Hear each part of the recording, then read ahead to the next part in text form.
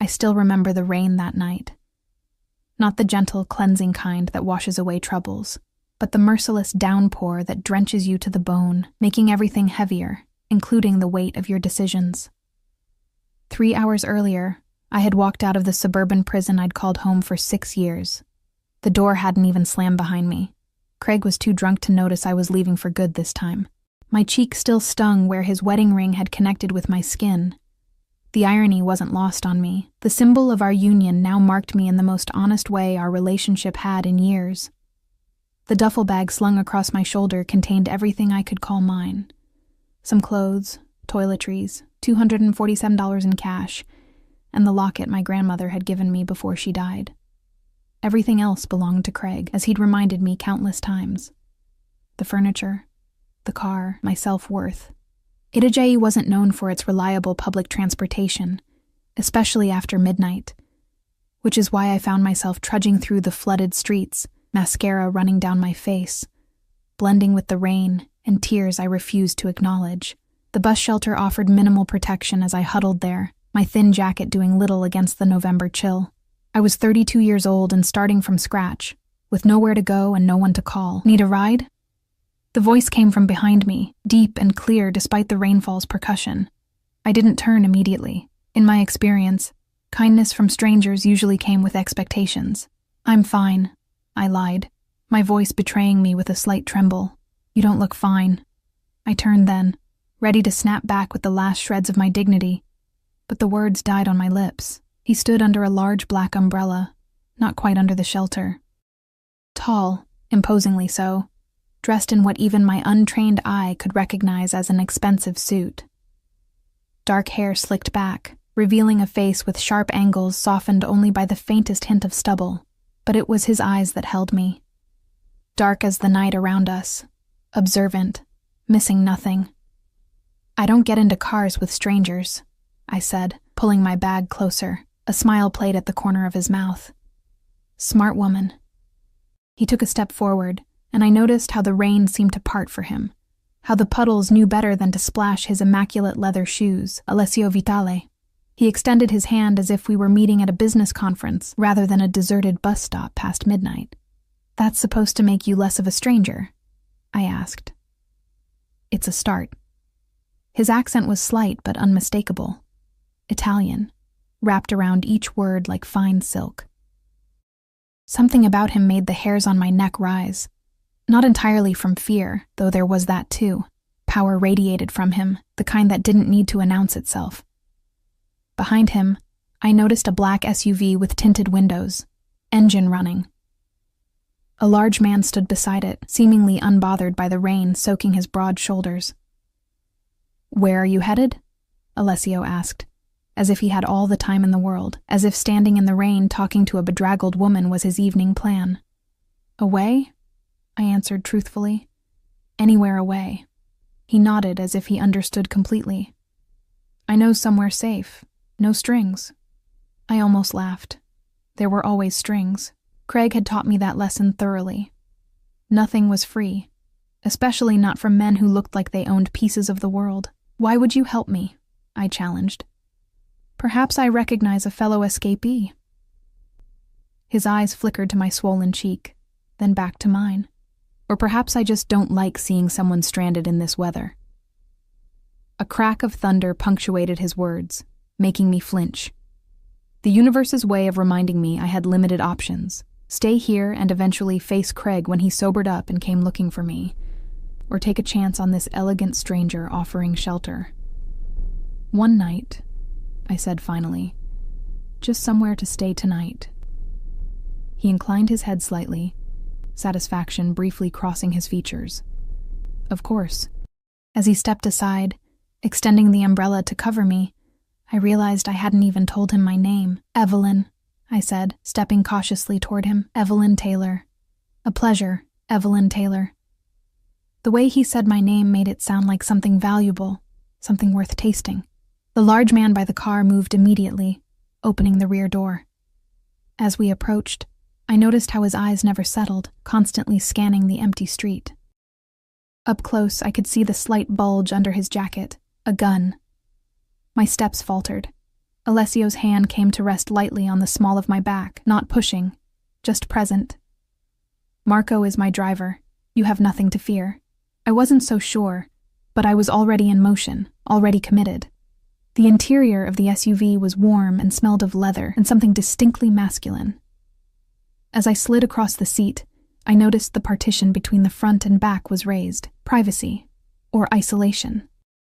Alessio settled beside me, shaking droplets from his umbrella before closing it. "Take us to the Riverview," he instructed Marco, who nodded without speaking. "What's the Riverview?" I asked, trying to mask the tremor in my voice. "A hotel I own. Discreet, comfortable." His gaze was heavy on me. "You'll have your own room, of course." The SUV pulled away from the curb, and I watched the bus stop recede, wondering if I'd just made the biggest mistake of my life, or saved myself from spending the night in the rain. My fingers traced the tender spot on my cheek, and I caught Alessio watching the movement. "He won't find you there," he said quietly. I didn't ask how he knew there was a he, or why he assumed I was hiding. Something told me Alessio Vitale was accustomed to reading people, to seeing the stories written in their bruises and escape attempts. "I'm not looking for complications," I said, staring straight ahead. "Few people are. Life delivers them anyway." The city lights blurred through the rain-streaked windows as we drove, reminding me of all the tears I'd shed in bathrooms with locked doors, trying to muffle the sounds. 6 years of my life given to a man who'd convinced me I was worthless, while systematically stripping away everyone who told me otherwise. My friends, my family, my career in graphic design reduced to making flyers for his construction business without payment or credit. "What were you running from?" I asked suddenly, remembering his words at the bus stop. Alessio turned to me, surprise briefly crossing his features before his expression settled back into its composed mask. "What makes you think I was running? You said you recognized a fellow escapee." A smile touched his lips, perceptive. He was quiet for so long I thought he wouldn't answer. I escaped expectations, family obligations that would have suffocated the man I wanted to become. It wasn't the answer I expected. There was something rehearsed about it, too smooth, like a stone tumbled in water until all rough edges disappeared. We turned onto a street lined with upscale boutiques, now dark and shuttered for the night. At the end of the block stood a building that seemed to rise from the darkness like a monolith, its glass facade reflecting the city lights. The Riverview Hotel. As we pulled under the covered entrance, I noticed there was no sign, no obvious indication that this was a hotel at all. 2 men in suits immediately appeared, one opening Alessio's door while the other circled to mine. "Mr. Vitale," they murmured in unison, with a deference that spoke of more than employer-employee respect. Fear, perhaps, or devotion.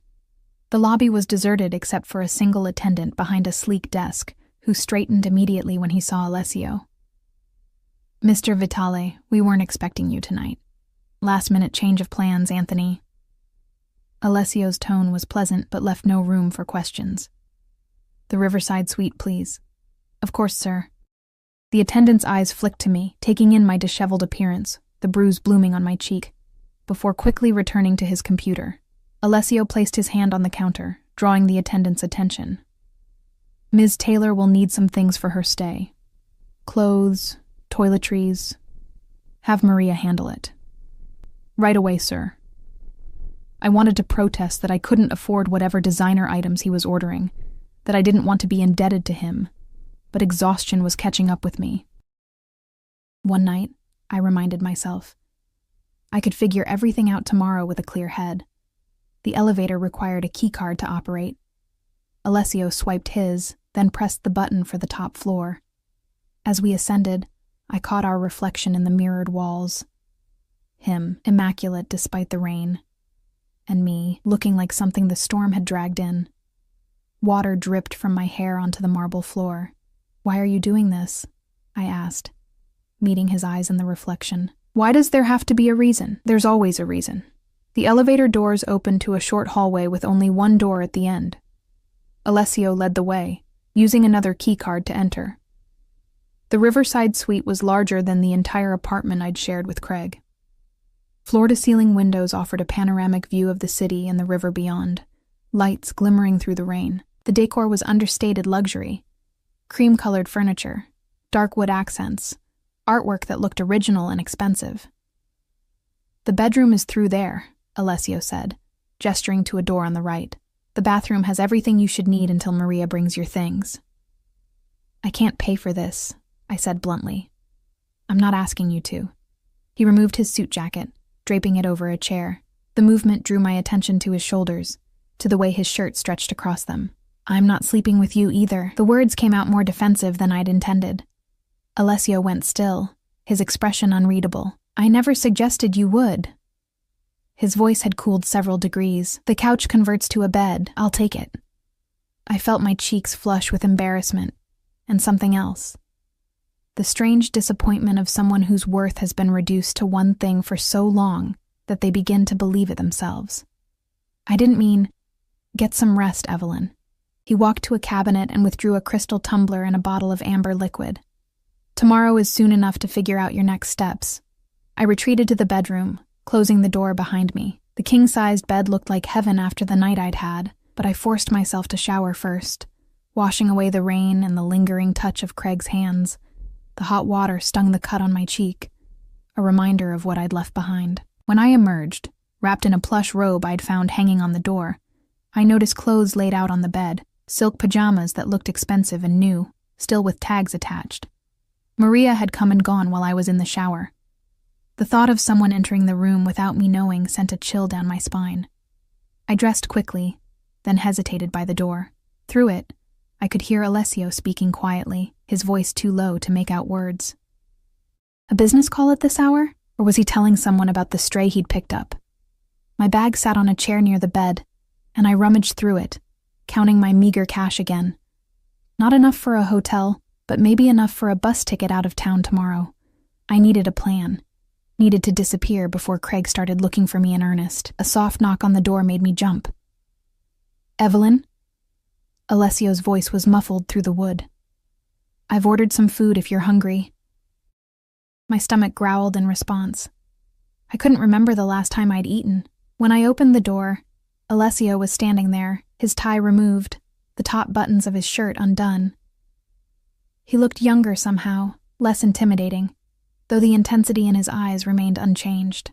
"Thank you," I said, following him to the dining area where a small feast had been laid out. Pasta, bread, salad, wine. "I wasn't sure what you liked," he explained, pulling out a chair for me. As we ate in silence, I felt his eyes on me, studying, assessing. It should have made me uncomfortable, but there was something almost comforting about his attention, so different from Craig's dismissive glances or angry glares. "What happens after tonight?" I finally asked, setting down my fork. "That depends on where you want to go." I had no answer for that. I'd been so focused on getting away that I hadn't thought about where to. "I don't know," I admitted. Alessio nodded, as if my uncertainty was perfectly reasonable. "Then stay until you do." Our eyes locked across the table, and I felt something shift between us. A door opening to a room I hadn't known existed. "Dangerous," whispered a voice in my head that sounded suspiciously like my own self-preservation. "One day at a time," I said carefully. He raised his glass in agreement. "One day at a time." Later, as I lay in the unfamiliar bed, listening to the rain against the windows and the distant sounds of the city below, I wondered what I'd gotten myself into. There was something about Alessio Vitale that didn't quite add up, the way people deferred to him, the silent security, the casual offer of luxury to a stranger. But for the first time in years, I fell asleep without fear of what the morning would bring. Whatever Alessio's secrets were, they couldn't be worse than what I'd left behind. At least, that's what I told myself as I drifted off, unaware of just how wrong I was. Block 2. Morning came with gentle insistence, sunlight filtering through curtains I didn't remember closing. For a disorienting moment, I forgot where I was. The bed too comfortable, the silence too complete to be my cramped bedroom where Craig's snores would vibrate through the walls. Then it all came rushing back. The rain, the bus stop, the stranger with dark eyes who'd offered sanctuary. I sat up, wincing as my body protested. The bruise on my cheek felt tight and hot when I touched it. A glance in the bathroom mirror confirmed it had darkened overnight, a purple-blue stain spreading across my cheekbone. Craig's parting gift. After a quick shower, I found more clothes laid out, a simple blouse and jeans that somehow fit perfectly, along with underwear still bearing price tags that made me gasp. I dressed quickly, uncomfortable with the expense, but having nothing else clean to wear. The main room of the suite was empty when I emerged. For a moment, I thought Alessio had left, but then I noticed the balcony door slightly ajar. He stood outside, one hand resting on the railing, the other holding a phone to his ear. Even from behind, I could sense tension in his posture, in the way he held himself perfectly still as he spoke. "I don't care what it takes. Find him." His voice carried through the gap, cold and sharp as a blade. No excuses. No witnesses. A chill ran through me, and I stepped back instinctively. Whatever business Alessio Vitale conducted, it clearly wasn't always conducted within the bounds of the law. I retreated to the bedroom, heart pounding, suddenly aware of how little I knew about the man whose help I'd accepted. Minutes later, a soft knock on the door made me jump. "Evelyn, are you awake?" His voice had returned to the smooth, controlled tone I remembered from the night before. I took a deep breath, reminding myself that I needed the shelter he offered, at least for now. "Yes, I'm up." When I opened the door, Alessio stood there in a fresh suit, charcoal gray this time, his hair perfectly styled. If he'd slept on the couch, there was no evidence of it in his appearance. "You look better," he said, his eyes lingering on my bruised cheek before meeting my gaze. "Feel better too," I replied cautiously. "Thank you for the clothes. They fit perfectly. Maria is good at her job." He gestured toward the dining table where breakfast had been laid out. "You should eat." As we sat across from each other, I tried to reconcile the man before me. Attentive, quietly courteous, with the cold voice I'd overheard on the balcony. People contained multitudes, I knew that.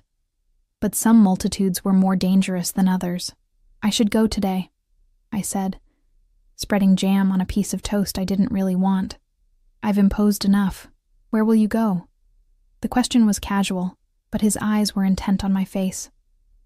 I hesitated, realizing I still had no answer, no plan beyond escape. "I have a friend in Sacramento."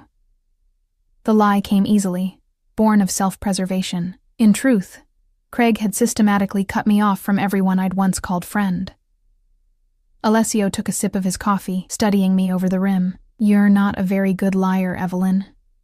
My hand froze midair, toast suspended between plate and mouth. "Excuse me? Your eyes give you away. They slide to the left when you're being dishonest." I set the toast down, appetite vanishing. "I don't know you well enough to lie to you." And yet, here we are. His tone wasn't accusatory, merely observational. "Stay. At least until you have somewhere real to go." "Why do you care?" Alessio was quiet for a long moment, and I had the distinct impression he was deciding how much truth to give me. 6 years ago, he finally said. "My sister tried to leave her husband. He found her at a motel outside the city." His expression didn't change, but something dark passed behind his eyes. "She didn't survive the night." The words landed like stones, heavy with implication. I swallowed hard. "I'm sorry." "As am I." He straightened, the moment of vulnerability passing so quickly I might have imagined it. "Your situation reminded me of hers." I wanted to ask what had happened to her husband, but something in Alessio's face warned against it. Instead, I nodded slowly. "A few days, then. Just until I figure things out." Relief flickered across his features. So briefly I nearly missed it. "Good. Now, I have meetings this morning, but Marco will be available if you need anything." "Marco? Your driver?" "My head of security." He stood, adjusting his cufflinks. "He'll take you wherever you want to go. Shopping, sightseeing. The city is yours to explore." The casual offer of a personal driver, a security chief no less, struck me again as excessive. "What exactly do you do, Alessio?" A smile touched his lips. "I'm in logistics, import, export, moving valuable things from one place to another." He retrieved his phone from the table. "I also have interests in real estate and hospitality, hence this hotel." It sounded legitimate enough, but something in the practiced way he delivered the explanation made me wonder. "Will you be back tonight?" I asked, surprised by my own question.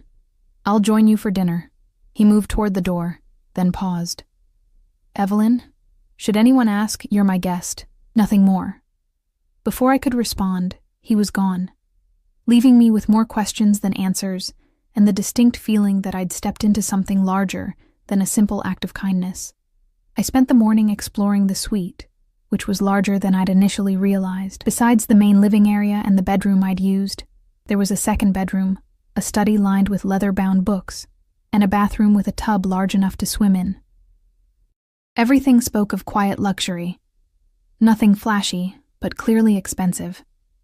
In the study, I found myself drawn to the books, real books, not just decorative spines. Many were in Italian, but there were classics in English too. Hemingway, Fitzgerald, Shakespeare. I ran my fingers along the spines, wondering what these choices said about Alessio Vitale. A knock at the suite's main door interrupted my exploration. When I opened it, I found Marco standing in the hallway, his massive frame nearly filling the doorway. Up close and in daylight, he was even more intimidating than he'd been in the rain. At least 6'5", with a face that looked like it had been broken and imperfectly reset more than once. "Ms. Taylor," he said, his voice surprisingly gentle for a man his size. "Mr. Vitale asked me to see if you needed anything." "I'm fine, thank you." I shifted uncomfortably under his steady gaze. "If you'd like to go out, I'm at your disposal." He handed me a business card with just his name and a phone number. "Actually," I said, making a sudden decision, "I could use some air." 20 minutes later, I found myself in the back seat of the same SUV from the night before, watching the city pass by through tinted windows. Marco drove in silence, occasionally checking the rearview mirror, though whether he was watching me or the traffic behind us, I couldn't tell. "How long have you worked for Alessio?" I asked, trying to fill the silence. 15 years, he replied, eyes on the road. "You must know him well." Marco's expression didn't change. "Well enough." "Is he always this generous with strangers?" This earned me a quick glance in the mirror. "Mr. Vitale is selective about who he helps." "Lucky me," I murmured. "Yes," Marco said simply. "You are." We drove through downtown, past shops and cafes filled with people going about their normal lives. Lives with routines and certainties I'd never quite managed to establish with Craig, who thrived on chaos and keeping me off balance. "Could we stop somewhere?" I asked suddenly. "A pharmacy, maybe?" Marco nodded, turning at the next intersection. He pulled up in front of a small drugstore, then shocked me by getting out and opening my door. "I'll wait here," he said. Inside, I headed straight for the makeup aisle, selecting a concealer I hoped would cover the worst of my bruise. As I paid, I noticed Marco through the window, standing beside the SUV, his eyes constantly scanning the street. Not just a driver, I reminded myself. Head of security.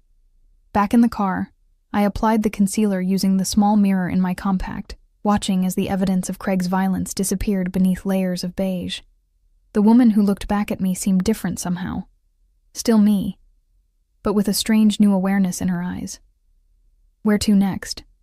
Marco asked. I hesitated, then decided to test the limits of Alessio's hospitality. "Is there a place I could get a coffee?" "Sit for a while." "Of course." He pulled away from the curb. "There's a cafe Mr. Vitale prefers." The cafe turned out to be a charming little place tucked away on a side street, with wrought iron tables on a patio overlooking a small park. As we approached, I noticed how the staff straightened when they saw Marco, their eyes widening slightly. "Mr. Vitale's usual table," he told the hostess, who immediately led us to a corner spot with a perfect view of both the park and the entrance. "Will Mr. Vitale be joining you?" she asked, her tone carefully neutral. "Just Ms. Taylor today," Marco replied. I ordered a cappuccino, watching as Marco took a position several feet away, his back to the wall, eyes constantly moving. The cafe was busy but not crowded, filled with the gentle hum of conversation and the occasional laugh. Normal. Safe. Yet I couldn't shake the feeling that I was sitting in a bubble, separated from the reality around me. My phone, the prepaid one I'd bought in secret and hidden from Craig, buzzed in my purse. My heart stuttered as I saw the number. Craig. 3 missed calls and now a text. "Where the fuck are you? Get home now!" My hands trembled as I shoved the phone back into my purse. How long before he started searching for me? Before he called the few friends I had left. My mother, who'd moved to Florida last year after one too many uncomfortable encounters with her son-in-law. "Everything okay, Ms. Taylor?" Marco had moved closer, concern etched on his rugged face. "Fine," I lied, forcing a smile, just enjoying the sunshine. I sipped my cappuccino, trying to calm my racing heart. Craig had never been this angry before, never hit me quite so deliberately. Always before, there had been a twisted logic to his violence. Punishment for some perceived slight, for dinner being cold, for speaking to another man too long at a party. But last night had been different. Colder, more calculated. As if he'd finally tired of the game and was ready to end it. The thought sent ice through my veins. "Actually, Marco, I think I'd like to go back to the hotel now." He nodded once, already signaling for the check. Back at the Riverview, I paced the suite, my momentary calm shattered. What was I doing here, playing house in this luxury apartment, accepting clothes and food from a man I barely knew? A man who, if my instincts were right, operated outside the law in ways I didn't want to examine too closely. Yet, what were my alternatives? I had almost no money, no job, no friends I could trust not to tell Craig where I was. I could go to a shelter, but Craig's construction company worked with several local charities. He would find me.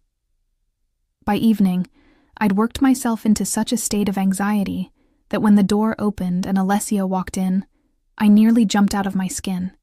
He paused in the doorway, taking in my flustered appearance. "What happened?" "Nothing," I said too quickly. "Just thinking." He set his briefcase down, loosening his tie. "Marco said you seemed upset at the cafe." Of course he'd reported back. "Craig texted me," I admitted. "He knows I'm gone." Alessio's expression darkened. "Did you tell him where you are?" "No, I didn't respond at all." He nodded, satisfied. "Good."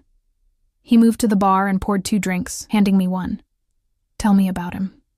I took a sip, the whiskey burning a path down my throat. "What do you want to know?" "Everything. What he does, where he goes, his routines." The clinical detachment in his voice sent a chill through me. "Why?" Alessio's dark eyes met mine. "Knowledge is protection, Evelyn. The more I know about him, the better I can keep you safe." There was logic to it, but something in his tone suggested more than simple security concerns. I remembered the phone call I'd overheard. "No witnesses." "He owns a construction company," I said carefully. "Taylor Construction. Mostly commercial projects, some government contracts. Legitimate business?" The question was casual, but his eyes were intent. I gave a hollow laugh. "On paper. He cuts corners everywhere he can. Substandard materials, undocumented workers paid in cash." I took another sip of whiskey. "He has friends in the permit office, in inspections. Politicians? A city councilman. They play golf." The words spilled out now, 6 years of silent observation finally finding voice. "Craig has a temper, but he's careful about who sees it. In public, he's charming, generous, the perfect husband. And in private?" I touched my concealed bruise, a reflex I couldn't suppress. "You saw." Alessio's jaw tightened almost imperceptibly. "Does he own a gun?" The question startled me. "Yes, several. He hunts." "Would he use them on you?" The bluntness of the question knocked the air from my lungs. "Would he?" A month ago, I'd have said no without hesitation. Now, I wasn't so sure. "I don't know," I whispered. "He's never threatened me with one, but yesterday, something was different. Like he'd crossed some line in his head." Alessio nodded slowly, as if I'd confirmed something he already suspected. "You won't go back to him." It wasn't a question, but I answered anyway. "No." "Good." He set his glass down with a finality that somehow comforted me. "Now, I believe I promised you dinner." Dinner turned out to be at a restaurant on the top floor of the hotel, a place so exclusive it didn't even have a sign on the door. The maitre d' greeted Alessio by name, leading us to a secluded table overlooking the river, now glittering with the reflected lights of the city.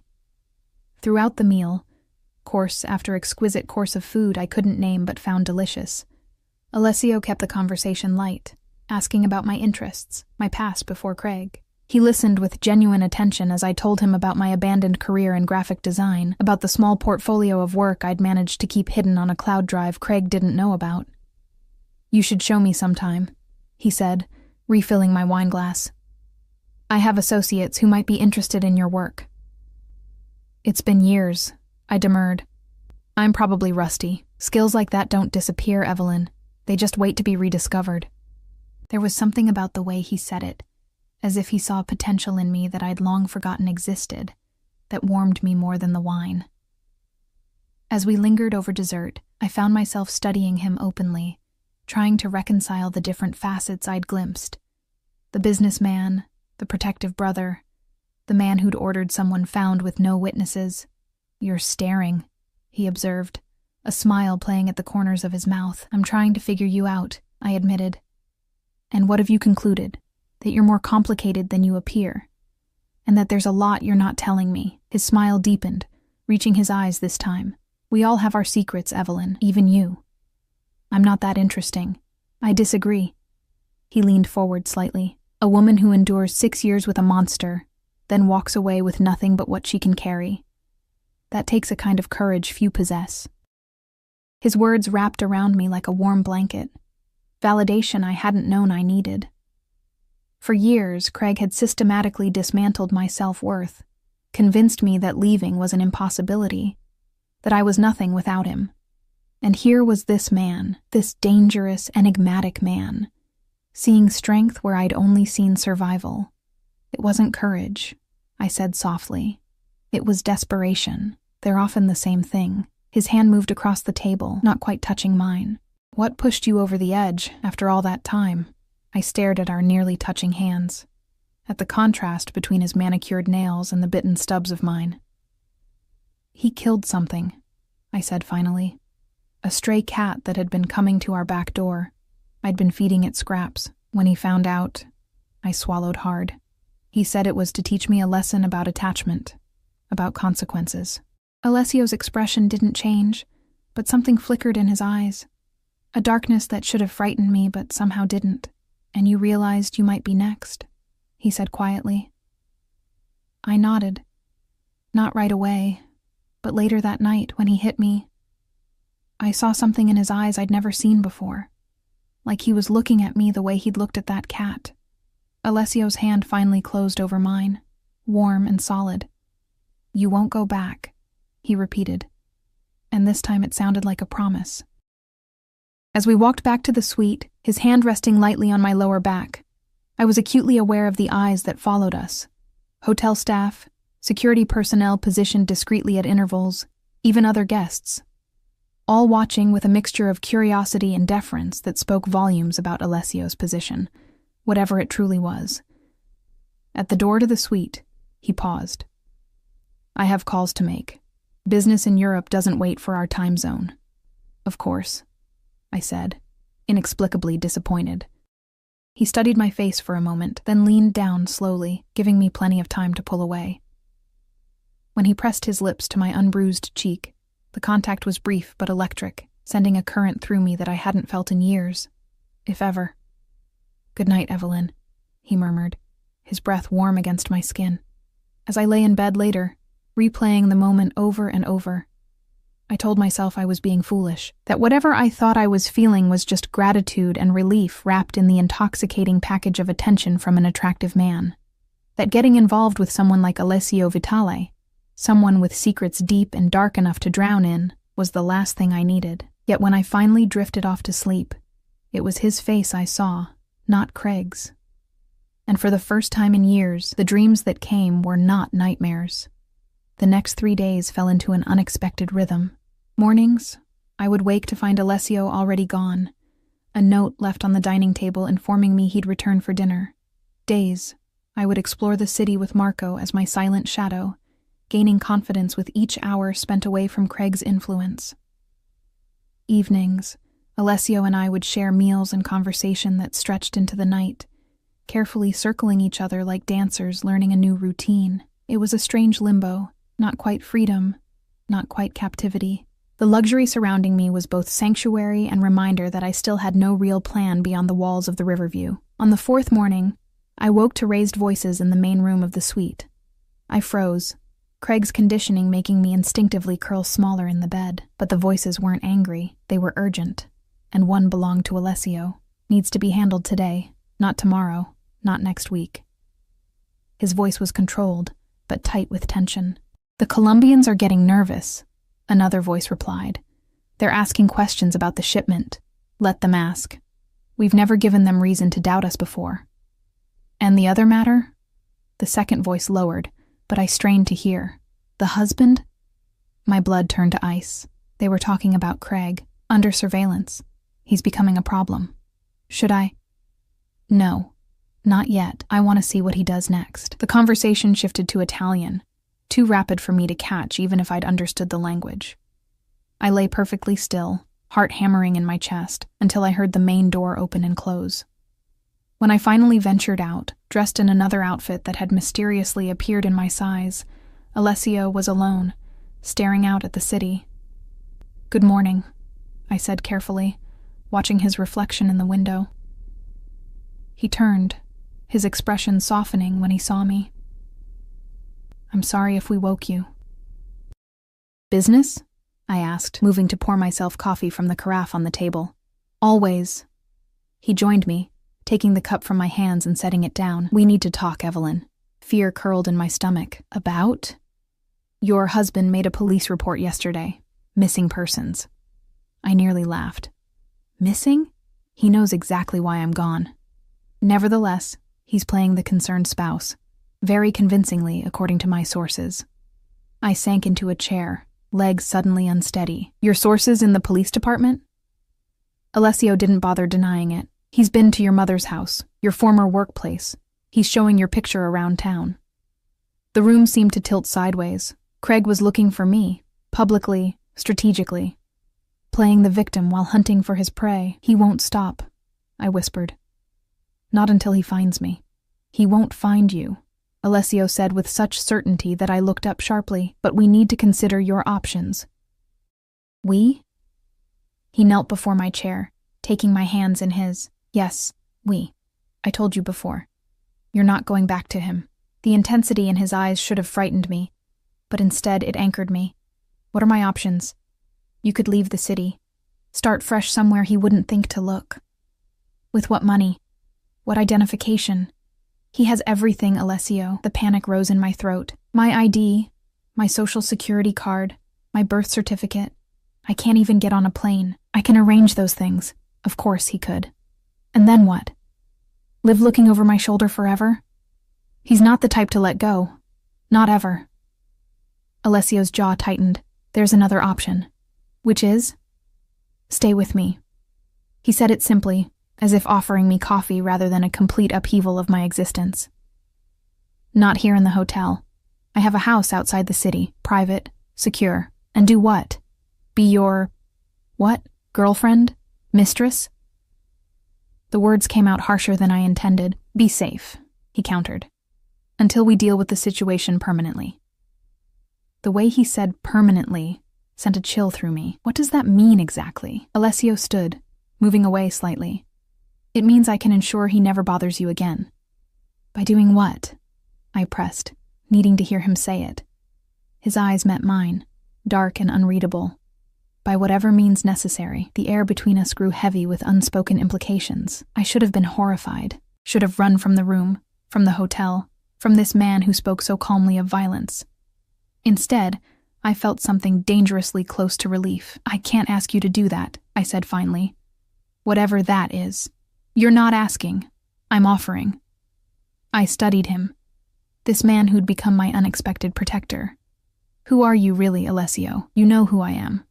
I know what you've shown me."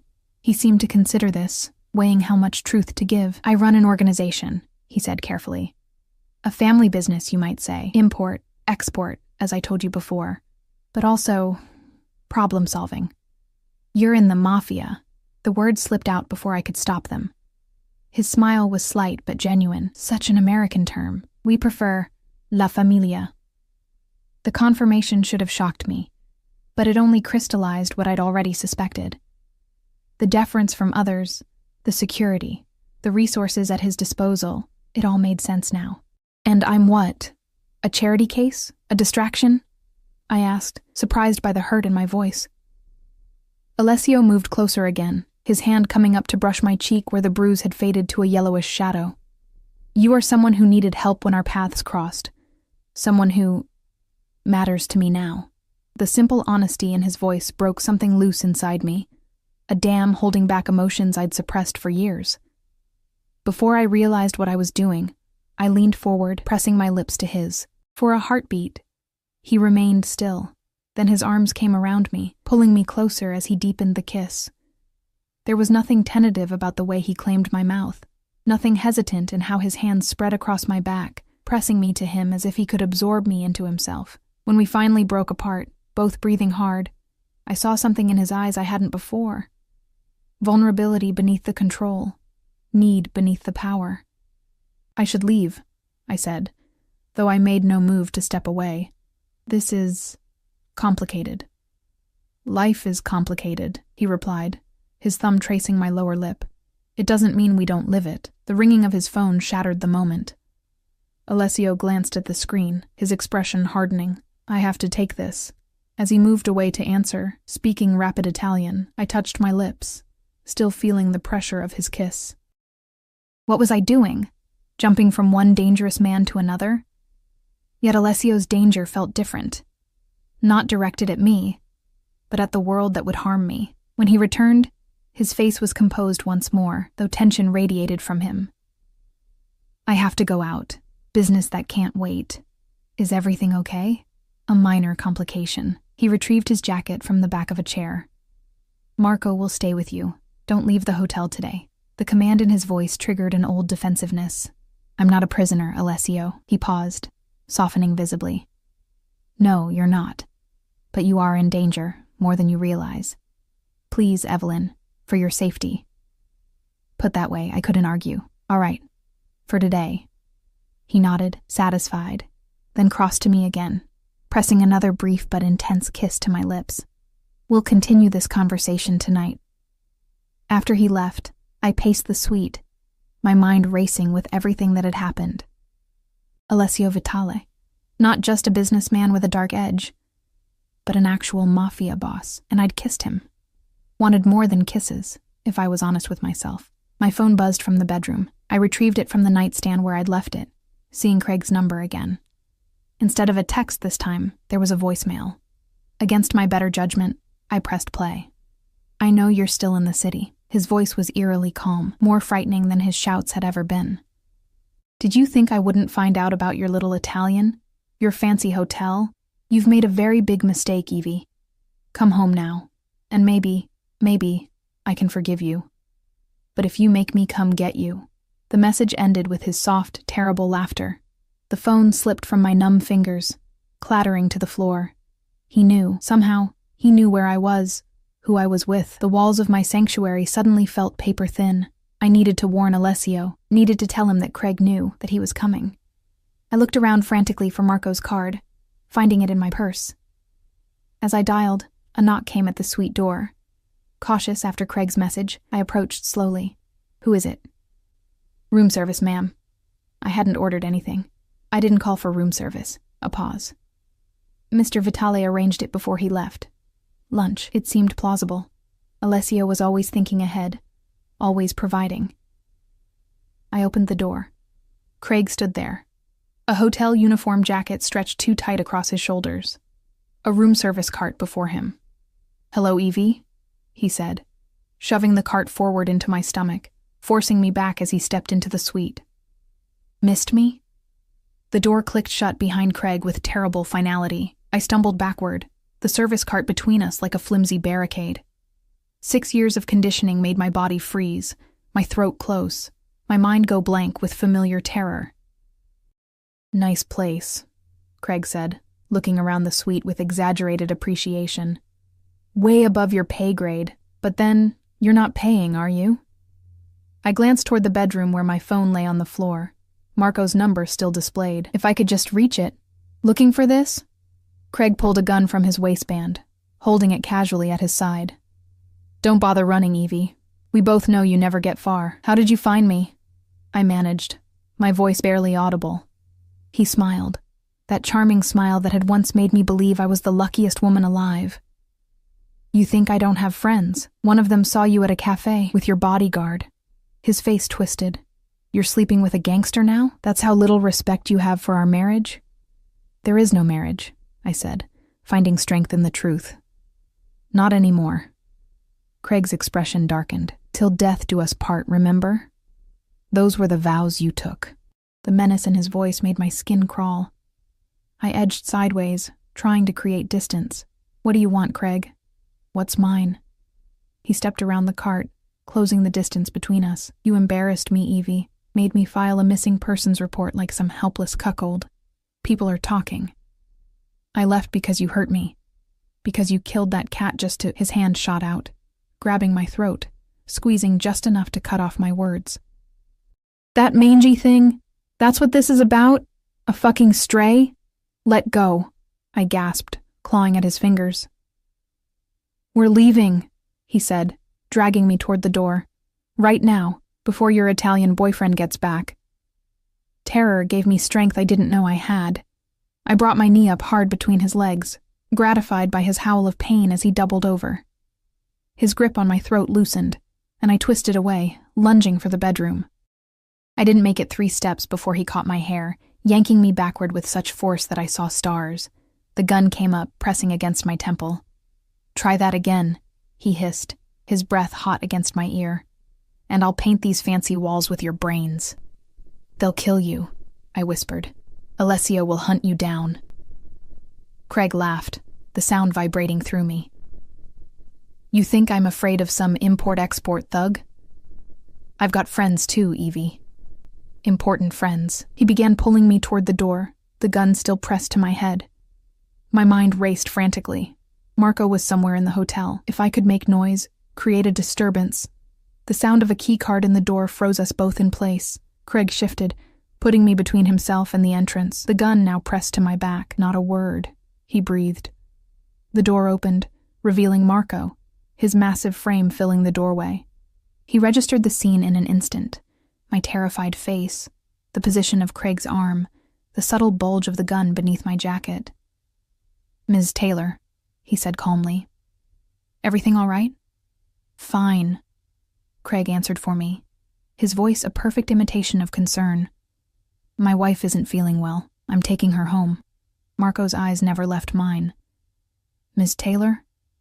Craig's finger tightened on the trigger, the pressure a terrible promise against my spine. I said nothing, but let my eyes plead with Marco, hoping he could read the desperation there. Marco nodded once, almost imperceptibly. Let me help you to the car then. We've got it, thanks, Craig said, edging us toward the door. What happened next unfolded so quickly I barely processed it. Marco stepped aside as if to let us pass, then moved with a speed incongruous with his size. One moment Craig was behind me, the next he was on the floor, Marco's knee in his back, the gun skittering across the carpet. Run! Marco shouted, struggling to keep Craig pinned. I bolted for the door, but Craig's hand shot out, catching my ankle and sending me sprawling. As I hit the floor, I heard a sickening crunch, followed by Marco's grunt of pain. Rolling over, I saw Craig staggering to his feet, blood streaming from his nose, a letter opener from the desk clutched in his hand. Marco was on one knee, clutching his side where a crimson stain was spreading. Craig lurched toward the gun, still on the floor near the window. I reacted without thinking, scrambling across the carpet. My fingers closed around the cold metal, just as Craig's foot connected with my ribs, sending pain lancing through me. You ungrateful bitch, he snarled, looming over me. After everything I've done for you. I rolled onto my back, the gun clutched in both hands, pointing up at him. Stay away from me. He paused, eyes widening slightly before his face split in a mocking grin. You won't use that. You don't have the spine. He was right. My hands shook, my finger barely touching the trigger. 6 years of psychological dismantling had done its work too well. I couldn't pull the trigger, couldn't cross that line. Craig saw the hesitation in my eyes and lunged forward. The gun went off, the sound deafening in the enclosed space. Craig stumbled, clutching his shoulder, shock and rage contorting his features. You shot me, he said, incredulous. You actually fucking shot me. I scrambled backward, still holding the gun, watching in horror as blood seeped between his fingers. What had I done? The suite door burst open again, and 2 men in suits rushed in, weapons drawn. Security, I realized dimly. The gunshot had brought them running. "Secure him," Marco ordered from where he still knelt, one hand pressed to his bleeding side. "Call Mr. Vitale." Everything after that blurred into a kaleidoscope of images and sensations. Security restraining Craig, who alternated between threats and pleas. Paramedics arriving to tend to Marco. Police, their questions a buzz of white noise I couldn't process. And then, cutting through it all like a blade, Alessio's voice as he entered the chaos of the suite. "Evelyn." Just my name, but it anchored me back to reality. I looked up from where I sat on the couch. A blanket someone had draped around my shoulders, the gun long since taken from my numb fingers. Alessio crossed the room in swift strides, kneeling before me. His hands cupped my face, turning it gently as he examined me for injuries. "Are you hurt?" I shook my head, though my ribs throbbed where Craig had kicked me. "Marco, we'll be fine. The wound is superficial." His eyes, usually so controlled, blazed with an emotion I couldn't name. "I should never have left you." "He knew," I whispered. "Craig knew where I was, who you were." Alessio's jaw tightened. "I'm aware. The leak has been addressed." The cold precision of his words should have disturbed me, but I felt only a distant relief. "The police are handling everything according to protocol," he finished smoothly. "Your husband attacked you in your hotel room. You defended yourself. Marco and hotel security will corroborate." I stared at him, understanding dawning slowly. "You have the police in your pocket too." "Not all of them," he said with a slight smile, "but enough." A detective approached, his manner deferential as he addressed Alessio. "Mr. Vitale, we'll need Ms. Taylor's statement tomorrow," Alessio said firmly. "She's in shock." The detective hesitated, then nodded. "Of course, first thing tomorrow." He handed me his card. "We've taken your husband to the hospital under guard.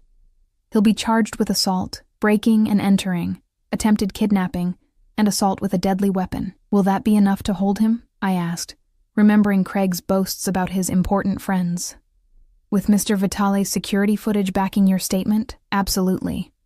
After they left, taking Craig's blood and the chaos with them, the suite fell into an eerie silence. Alessio sat beside me, his arm around my shoulders, solid and warm. "What happens now?" I asked, my voice small in the quiet. "Now, you rest," he said, pressing a kiss to my temple. "Tomorrow, we move to my house as planned." "And Craig?" Alessio's expression hardened. "Craig will never bother you again." "You can't kill him," I said, the words tumbling out before I could stop them. He raised an eyebrow. "Can I?" "I don't want that," I insisted. "I don't want his blood on your hands. Or mine." Alessio was silent for a long moment, studying me with those dark, unfathomable eyes. "Even after everything he's done?" "Especially after everything," I took his hand, feeling its strength, its capacity for violence and tenderness alike. "I want to be free of him, yes, but not like that." Something shifted in his expression. "Respect, perhaps, or understanding. There are other ways," he said finally. "Less permanent, but effective." "What ways?" "Evidence," he said simply. "Of his corruption, his criminal connections. Enough to ensure he goes to prison for a very long time, regardless of his important friends." Relief washed over me, followed quickly by exhaustion. The adrenaline that had kept me functioning was ebbing, leaving me hollow and drained. Alessio seemed to sense it, gathering me into his arms as he stood. "Sleep now," he murmured, carrying me to the bedroom. "I'll be here when you wake." As he laid me gently on the bed, I caught his hand. "Stay," I whispered. "Please." He hesitated only a moment before stretching out beside me, gathering me against his chest. His heartbeat was steady beneath my ear, his arms secure around me. "I thought I'd lost you today," he said quietly into the darkness. When I got that call, I lifted my head, finding his face in the shadows. "I'm still here." "Yes," he agreed, his hand coming up to stroke my hair. "And as long as I'm breathing, you always will be." The promise in his voice should have frightened me. Its intensity, its possessiveness. Instead, it wrapped around me like armor, protection after years of vulnerability. As I drifted toward sleep, safe in the arms of a man who commanded fear from others, but showed me only tenderness, I realized that for the first time in years, I wasn't afraid of tomorrow. Morning came with gentle insistence, sunlight filtering through curtains that had been drawn sometime during my restless sleep. I blinked awake to find Alessio sitting on the edge of the bed, already dressed in another impeccable suit, watching me with an intensity that sent warmth spreading through my chest. "You're still here," I said, voice raspy from sleep and yesterday's ordeal. "I promised I would be." He reached out, brushing hair from my face with a tenderness that belied the power I knew his hands possessed. "How do you feel?" I took inventory of my body, ribs tender where Craig had kicked me, muscles sore from the struggle, but nothing broken. The real damage, as always, lay deeper. "I've been worse." His jaw tightened almost imperceptibly. "That's not reassuring. I'm okay," I amended, pushing myself to sit up. "Really?" Alessio nodded, though the concern didn't leave his eyes. "The detective will be here in an hour for your statement. After that, we leave." "To your house?" I asked, remembering our conversation from before Craig's intrusion. "Yes, unless you've changed your mind." I hadn't, though the events of yesterday had cast everything in a sharper, more defined light. Alessio wasn't just a mysterious businessman with a dark edge.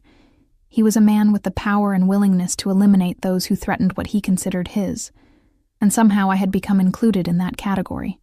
"I haven't," I said, "but I need to know what I'm walking into, Alessio. The whole truth." He was silent for a moment, weighing his response. "My family has operated in this country for 3 generations, he said finally.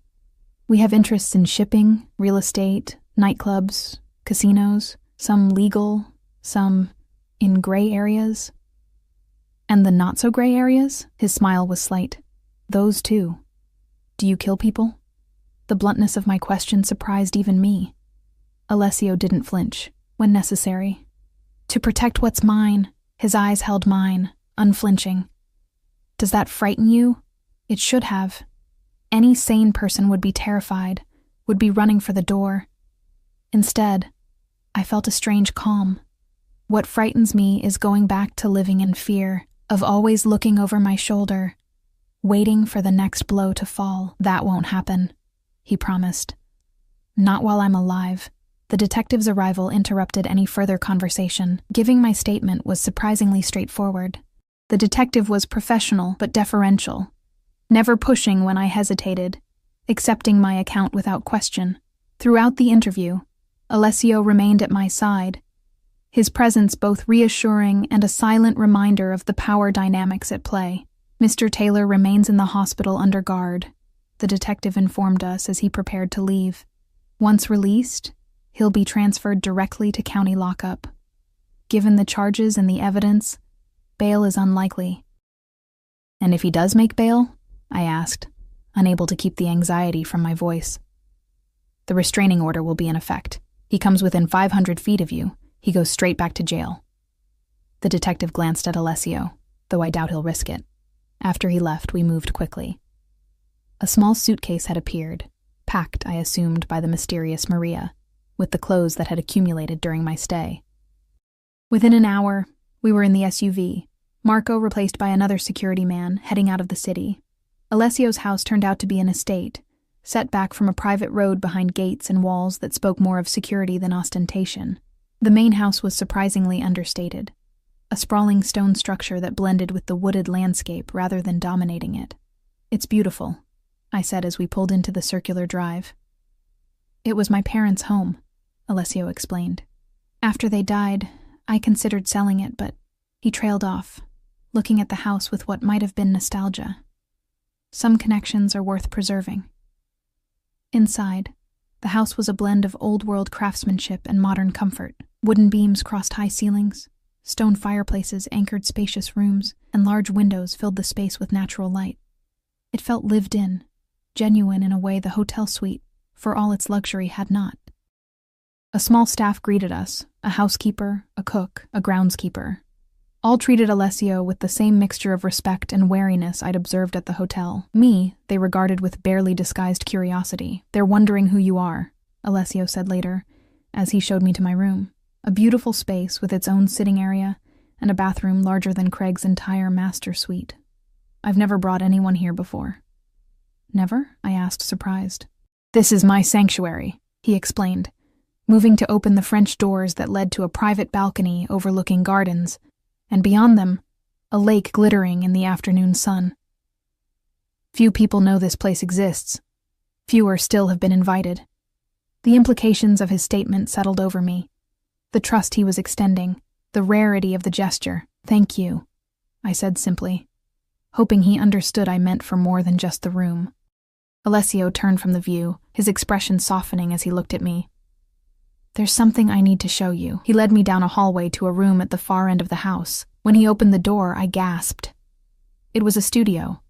Large windows providing perfect north light, easels and drafting tables arranged throughout the space, walls lined with art supplies. "I remembered you said you were a graphic designer," he said, watching my reaction. "I thought perhaps you might want to start creating again." I moved through the space, touching brushes, sketchbooks, a state-of-the-art computer setup in one corner, everything a designer could dream of. "When did you do this?" "I made a call yesterday before—" His expression darkened momentarily, before everything happened. The thoughtfulness of the gesture overwhelmed me. Craig had systematically dismantled my career, my passion, convincing me it was worthless, a hobby not worth pursuing. And here was Alessio, a man who barely knew me, creating a space for that very part of myself I'd been forced to suppress. "I don't know what to say," I whispered, emotion threatening to close my throat. "Say you'll use it," he replied simply. "Say you'll create again." I nodded, unable to form words around the lump in my throat. The following days settled into a new rhythm, different from the hotel, more grounded in a sense of permanence. I spent mornings in the studio, reconnecting with skills long dormant but not forgotten, afternoons exploring the grounds, sometimes with Alessio when his business permitted, often alone, discovering hidden gardens and paths through the woods that surrounded the property. Evenings were for dinner together, conversations that stretched late into the night, and a growing physical awareness that neither of us acted upon, though it hung between us like an unspoken promise. A week after our arrival, as we sat on the terrace watching the sunset paint the lake in golds and reds, Alessio received a call that changed his demeanor instantly. He spoke briefly in Italian, his expression hardening with each word. When he hung up, he stared at the phone for a long moment before looking at me. "What is it?" I asked, knowing instinctively it involved Craig. "Your husband made bail this afternoon," he said, his voice controlled. "One of the city councilmen vouched for him. The same one you mentioned he plays golf with." Cold fear washed through me, but the restraining order is still in effect, Alessio assured me, "and you're safe here. He doesn't know this place exists." I nodded, trying to believe him. "What about the evidence you mentioned, the corruption proof to keep him in prison?" "My people are working on it." Alessio's gaze was steady. "It takes time to build a case that will stick, especially against someone with political connections." That night, I couldn't sleep. The knowledge that Craig was free, possibly looking for me, brought back the familiar hypervigilance, the tense muscles, the racing heart, the startling at every sound. Around 3 a.m, I gave up and went downstairs. Seeking tea or simply movement to calm my nerves, I found Alessio in the library, a single lamp illuminating the documents spread before him on the desk. He looked up when I entered, unsurprised, as if he'd been expecting me. "Couldn't sleep?" he asked. I shook my head, moving closer to see what occupied him at this hour. Photos, documents, what looked like financial statements, all related to Craig, I realized. Evidence being assembled meticulously, piece by piece. "Neither could I," Alessio admitted, leaning back in his chair. "Not while he's out there, thinking he can still reach you." Something in his voice made me look at him more closely. "What are you planning?" "Nothing you need to worry about, Alessio." I placed my hand over the documents, forcing him to meet my eyes. "No violence. You promised." His expression softened. "I remember. And I'll keep that promise." He took my hand, turning it over to trace the lines of my palm. "But I can't promise he won't suffer in other ways." I should have objected, should have insisted on complete nonviolence. Instead, I found myself nodding. "Just don't put yourself at risk. He's not worth it." Alessio stood, pulling me gently to him. "You are." The kiss that followed was different from our first, not born of impulse or momentary connection, but of something deeper that had been building between us. His hands cradled my face as if I were something precious, his lips moving against mine with a reverence that made my heart ache. When we broke apart, his forehead rested against mine, our breath mingling in the quiet of the library. "Stay with me tonight," he murmured, "just to sleep. I don't want you alone with your fears." In his bedroom, a masculine space of dark woods and deep blues, we lay together, my back against his chest, his arms secure around my waist. For the first time since learning of Craig's release, I felt my muscles relax, my breathing slow. "I think I'm falling in love with you," I whispered into the darkness, not sure if he was still awake to hear it. His arm tightened around me. "I know I've already fallen," he replied, his lips brushing my shoulder. "From the moment I saw you at that bus stop, trying so hard to be brave." 2 days later, the news broke. Craig Taylor, owner of Taylor Construction, arrested on multiple charges of fraud, money laundering, tax evasion, and bribery. The city councilmen implicated as well. Their mugshots splashed across every local news outlet, their reputations in tatters.